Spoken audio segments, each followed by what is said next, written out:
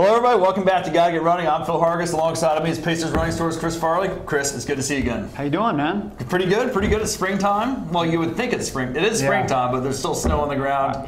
Last show I talked poorly about the snow. I'm not going to mention the snow. I'm excited about the spring. I was out doing a tempo run today, getting ready for the Cherry Blossom 10 miler. So ice wasn't a problem for you? Not a problem around Haynes Point. It was all clear and good to go. Yeah. Okay. Nice. Yeah. Excellent. Well, race season is coming up. You got any races on your calendar yet? Well, I do. Now, my first one that I'm actually going to do is April 6th, the Credit Union Cherry Blossom 10 miler, which is appropriate that I mention that. And why don't you bring in our guests here? All right. Well, we'd like to introduce our guests for the fourth season here on Gotta Get Running. We got Phil Stewart, the race director of the Cherry Blossom Credit Union Cherry Blossom 10 miler. There we go. Phil, great to see you again. Welcome back. Good to be back. Good to be back. Yeah, and this has gotten to be just a part of the tradition of getting ready for this race, is coming out here, being on this show. It's awesome. In some ways, it's a rude awakening that it's only a few weeks away, so I can use the wake-up call. Yeah, well, we're going to ask you all kinds of questions about that in a second. But you brought a friend of yours with you today. Why don't you go ahead and tell us about your guest that's sitting right there to your right? All right. Well, this is going to be the 42nd running of the race. Started back in 1973. And during that time, actually, we've calculated that we've had over 250,000 finishers in any one of those years. Out of those 250,000, there is only one runner who has run all 41 editions of the race, and that runner is Ben Beach. He also is my training partner, so we get together. We still kind of call it running what we do, but anyway, so I was sitting right next to the all-time champion in terms of number of races completed. And to put it in perspective, the first year of the race, I mean, a lot of the races that started maybe 5 years later, there were 2,000 runners or 3,000 runners in the first year. In our first year, there were 129 finishers, so there was a fairly small initial group from which to keep that streak going. But Ben was there, and he's been there every year since. Well, we'll talk about the race, but I want to talk to you, Ben, about this streak. Thank you for joining us, Ben, by the way. Pleasure to be here. So did you start out thinking, and it started in, what do you say, 1973? Right. 1973. Did you start out thinking, I'm going to just do this until I can't do it anymore? Well, for all I knew, it was a one-year race. I had just moved to Washington a few months before that and was looking around for a race, and that sounded like a perfect one, cherry blossoms and all that. And a 10 mile was a good distance, and so I ran it, but was not thinking about the future at all. But it remained on the calendar, and it was a great event, and it got to the point where it didn't really seem like spring unless I was running that race. And so here I am, 41 years later. Can you tell me what your fastest one has been and what your slowest one's been? Because I can find it. I can find it. Phil's got a good database on there, so you can find it. So there's no hiding anymore. No hiding. Fess up. My fastest was 53 something when I was in my 30s, and my slowest probably was about an hour and about a 10-minute pace. Okay. I think some year when I was injured. So although even now, when I'm not strictly injured, but I am disabled in a way. With a neurological problem, it's about 9+ a mile. But one thing that's interesting, though, is, I mean, there was almost over 25 of them you ran under 60 minutes, right? I mean, there's an incredible number that you ran under 60 minutes. Probably, I don't know. That's incredible. A couple more quick questions about this Cherry Blossom streak. Any ones that were close calls that you almost didn't make? I don't think so. There have been some years when I was kind of on the edge of being injured and thought, well, I may drop out of this thing, but it's never really come to that. No family obligations, no weddings, no nothing? Well, that's a good question, because you would think something like that would arise, but it never has. Now, part of it is that no one who's close to me is going to plan anything. At this point, once you reach the critical mass, that's probably, probably month of April is off. That's right. Yeah, right. Yeah. So I got to know, what was your recollection, like your memory from the very first Cherry Blossom 10 miler, like that starting line with like 100 entrants? Yeah, it was not a big race, and although there weren't many big races around that day, so it wasn't unusual to have 129 people out there. I remember it as being very pretty, very nice weather. I don't know if it in fact was nice weather at this point. And I remember I was wearing a George McGovern shirt. I'd just come out of working in that campaign. And it was a very nice experience.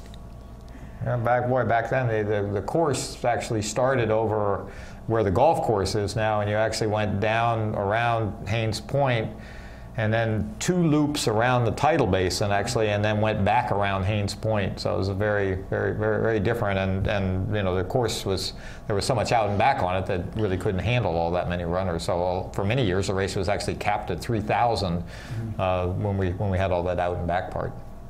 So this year's edition is April 6th, right. 2014. It's the 42nd one. Now, I know that because you've run 41. You're 42nd. Tell us some stuff about this year, Phil, that you're looking forward to, some exciting new stuff. Well, the biggest thing this year is that we are both the men's and women's USA National 10-Mile Championship. Last year, we just did the women. You know, we thought it added a new buzz to the race, and so when we found out that the men's championship was available through USA Track and Field, we went back to the credit unions. Actually, the credit unions came up with some extra money to fund the sponsorships. So we're saying the championship is presented by America's credit unions.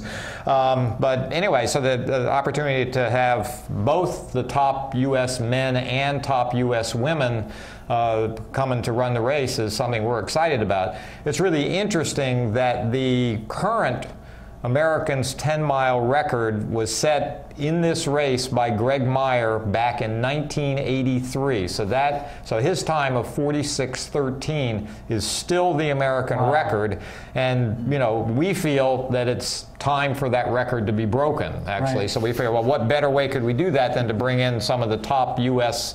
men and have them go after it. One of the things that we're going to do that's kind of fun is that Greg Meyer is actually going to come back this year. Cool. He'll be doing a clinic, and then we're going to have him at the finish line. And he too is saying, you know, I love having the record, but it's time for me to hand it off to somebody else. So, and then on the women's side, Janet Baucom, who set the single-sex American women's record last year, is coming back this year. So, you know, what time did she run last year? She ran 53:28. Now the women have an advanced start. They go off 10 minutes before the men. So what that does is that means that the women's race is considered an all-women's competition, and they keep separate records in mixed competition from women's competition. So the American record that she set last year was the American record in a all-women's 10 miles. So she's coming back. She's psyched. She wants to go after it. So, you know, we'll get a great day. It'd be nice to have 2 American records set.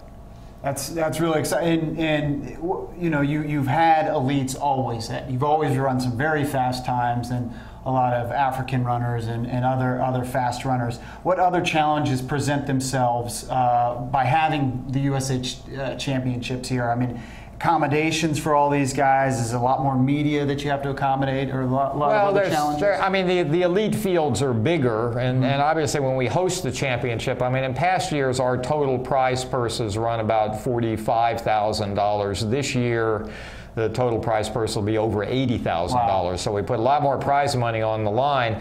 And the interesting thing is that should an American win the race and set the American record, and we have a bonus structure in place. Anyway, the bottom line is that if American wins the race, they could potentially walk away with a $16,500 payday, which for a non-marathon road race is a very good payday. So we're hoping that'll serve as an incentive for some fast times, and then you know, we're ready to pay out. Yeah, that's great.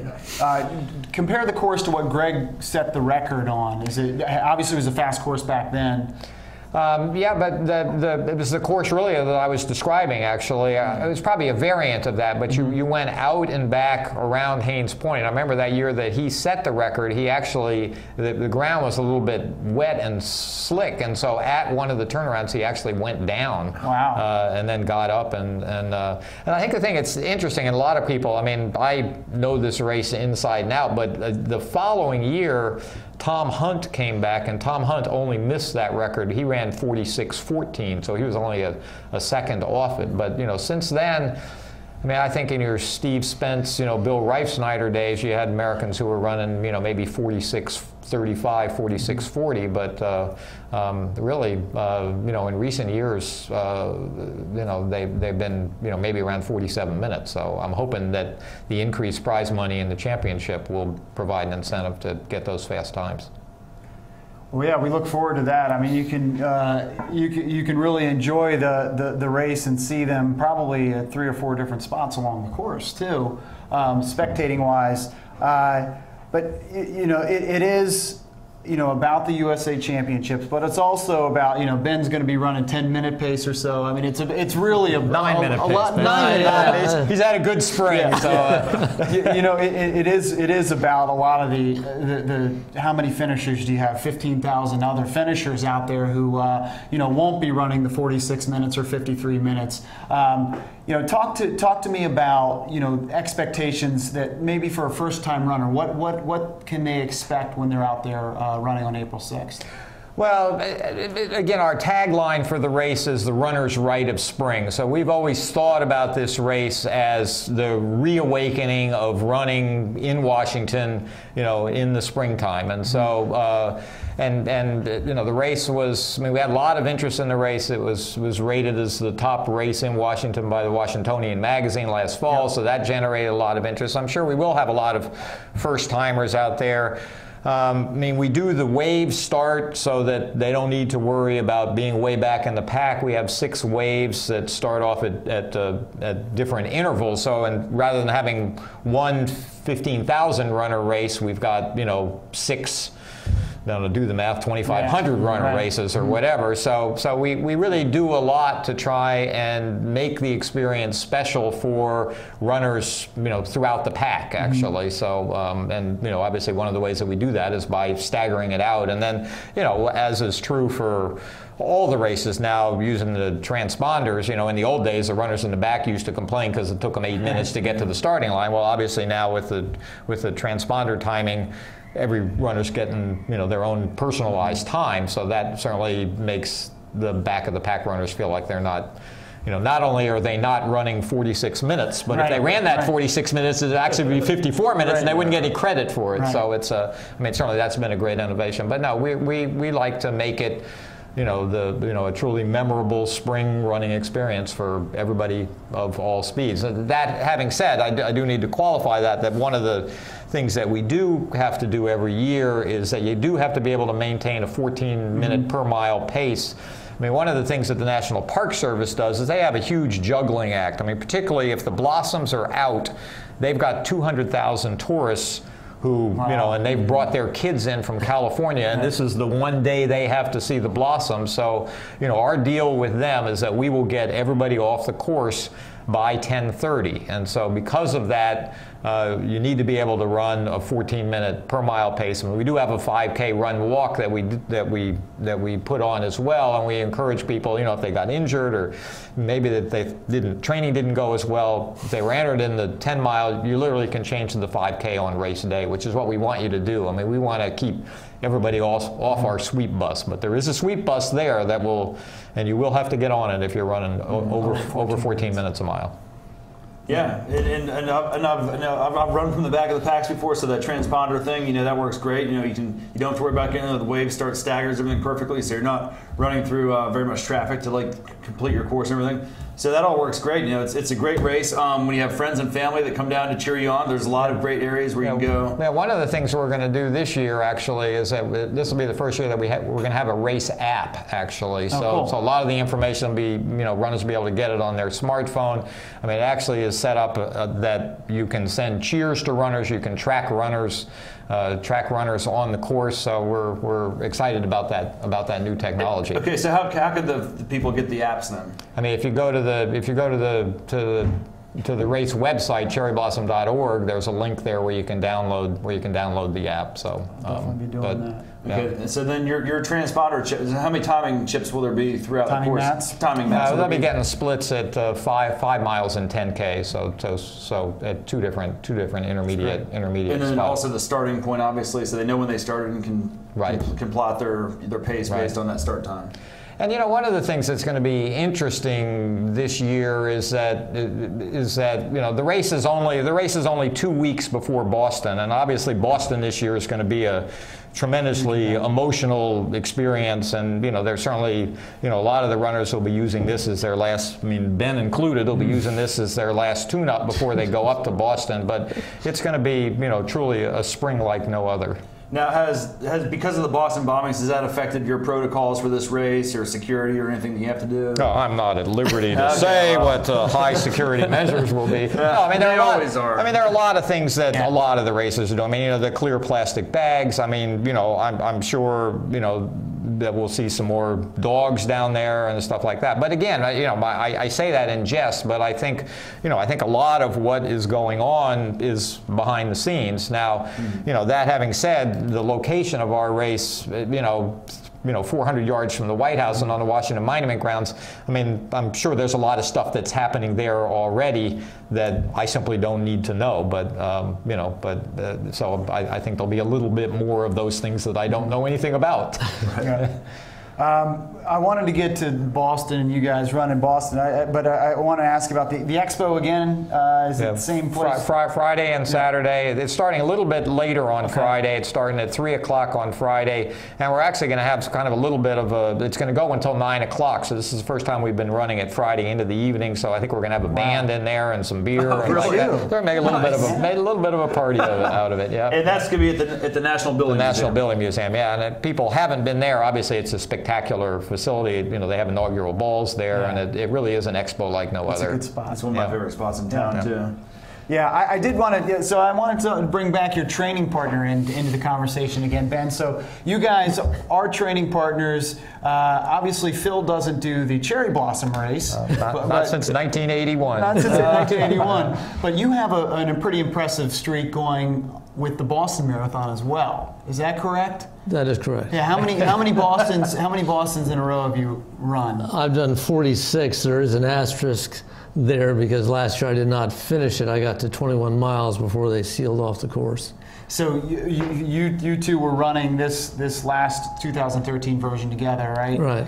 And you had planned to, you know, run maybe. What was your time around the time? Well, I think we set out from Hopkinton thinking we were going to be in 4.5 hour territory. I had a calf injury that came up at 10 miles, so that forced me to walk, and so we were just walking as fast as we could, probably about a 15-minute pace, and so we would have gotten in around 6 hours. Just a little bit under 6 hours. Under 6 hours is what we were. Let me just reiterate this. So he's working on his 42nd in a cherry blossom race in a row, which has been all of them. And in how many Boston Marathons again? This is going to be 40. This will be 47. This will be 47. Right. So you had done Boston before there was a cherry blossom race. Right. If my math is correct. Yes, I think it is right there. Right, yeah. That is absolutely incredible. So and that is the all-time record. And that I was going to ask. So that is the. Yeah, there's a guy who started in '67, and he was running every year until his body just eventually couldn't take it anymore. He did a lot of ultras, so he did not run 2 years ago. So when I completed 2012, Neil and I were tied, and so last year then was the year I would go by him. So there is an asterisk. You guys got to 21 miles, and then tell us what happened. Well, the volunteers lined up across the road and blocked it off, and after we sat there and sort of took it all in for about 10 minutes, then my son, who was with us, said, maybe we ought to try the sidewalks. He could see people were on the sidewalks. So we just walked the sidewalk. We had to detour a little bit off of Beacon. But, and then finally we got down just shy of Fenway Park, and the cop said, you're not going anywhere, pal. So that was it, at about 24.8. Wow. Well, what was interesting is that as we were walking down the sidewalk, I mean, they were people applauding. You know, I mean, that Boston Strong feeling had really kicked in quickly. I mean, here, you know, I mean, they're still trying to sort out what had happened. But I mean, I remember, you know, we're walking past the bars. We've got the, you know, foil blankets on, and people are just, you know, going like this. I mean, it really was an emotional experience. Well, I'm going to give you that one. I'm going to say no asterisk, and you're looking to do this is going to be your 47th. So that's incredible. So with that Chris Farley stamp of approval, exactly. that's an official That's statement. meaningful. Yeah. Right. So the body's holding up good, and you're able to keep the streak going for a while then, Ben? Well, it's holding up well, except that about 12 years ago, I developed something called dystonia, which is a neurological problem. It's in the Parkinson's family, although it's not as scary as PD is. And basically, my brain sends a signal to my left hamstring, and no one knows why it's doing that, that tells it to contract when I'm trying to extend my leg. So if you watch me out there, you'd say, that is a pathetic guy. So I just sort of hip hop along, and that's why, and I don't run very far, I don't run very fast. 9-minute hip hopping. Yeah, I mean, 9 minutes to a lot of 9 minutes still will put you in the top half. Hop through all my That's the top half, yeah. So anyway, I'm in a clinic at NIH. I get Botox every 4 months to try to block that signal, and it helps a little bit. But it's an odd experience to see me out there. And then what does the race calendar for you look like after Boston? Then you got the rite of spring, and then Boston. What do you do for the rest of the year? Shut it down for the rest of the year? I mean, you've earned it. Your recovery for 6 Well, months? recovery is slow, even though that my pace is very slow. But there's an autism 5K in Potomac. I like to do that. And I probably do a half dozen races a year. That's about it. That's great. Well, your training partner qualified for the Boston Marathon this year, so Phil, we'll look forward to seeing how you do out there. Yeah, I'm slowing Phil down. He has got to be, he's got to be faster than I am, but he indulges He me. could have pulled some strings, I'm sure, but he got in there fair and square. Yeah, no, it felt good. It was first time in a while. So when and how did you do that, Phil? So I ran the Chicago Marathon. So I ran 3:47 at the Chicago Marathon, and actually because I turned 65 before the 2015 Boston Marathon, so the qualifying is 4:10. So, now they have this whole sort of graduated, where you have to, people better to buy more minutes can have a better chance of getting in. So I feel like I've got a 23-minute buffer, so hopefully that'll work out. Were they going to let you into the race since you didn't finish last year, or how was that going to work? They let me in to run with Ben last year. Yeah. Okay. But I had not qualified. So you were not going to be able to run this year then? So I would. Well, it's a complicated story, Yeah. but everybody who was on the course last year, they said could run again, come back and run this year. So that's what got me into this year. But then when I ran the time in Chicago, I used that as my seeding time. So that moved me up. Up in the corrals. Right. Well, I did want to switch back, and we're jumping around here. I want to switch back to the Cherry Blossom, Credit Union Cherry Blossom 10-miler, which is April 6th, 7:30 a.m. We do have both the men's and women's championships, as we referenced earlier. It's also part of the pro circuit. Talk a little bit about that. Well, it's the pro circuit is a series of 5 non-marathon events. It includes the Boilermaker 15K in Utica, New York, and it includes the world's best 10K in San Juan, Puerto Rico. Then it includes Credit Union Cherry Blossom, Lilac Bloomsday, and then the series championship is every year at the Peachtree Road Race in Atlanta.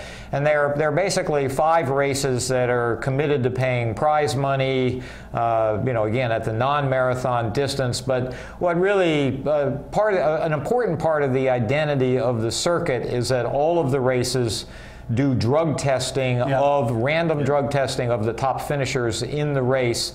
And your New York marathons, your Chicago marathons, I mean, there is drug testing in most of the major marathons now.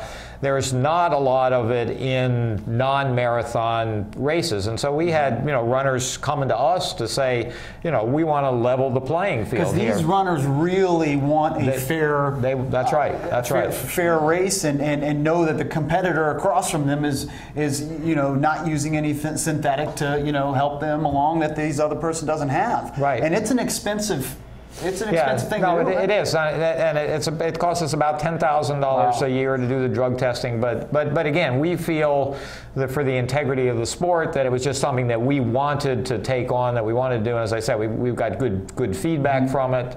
What we're hoping is that there are more races that will follow suit, and because it benefits everybody.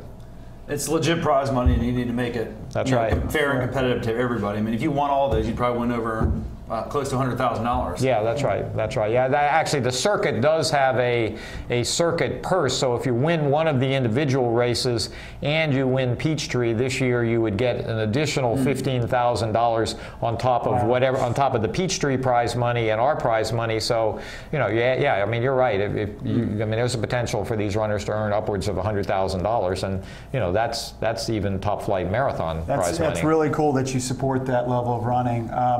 I also wanted to touch on, before we close it out here, there is a big charity component, and you guys raise a lot of money.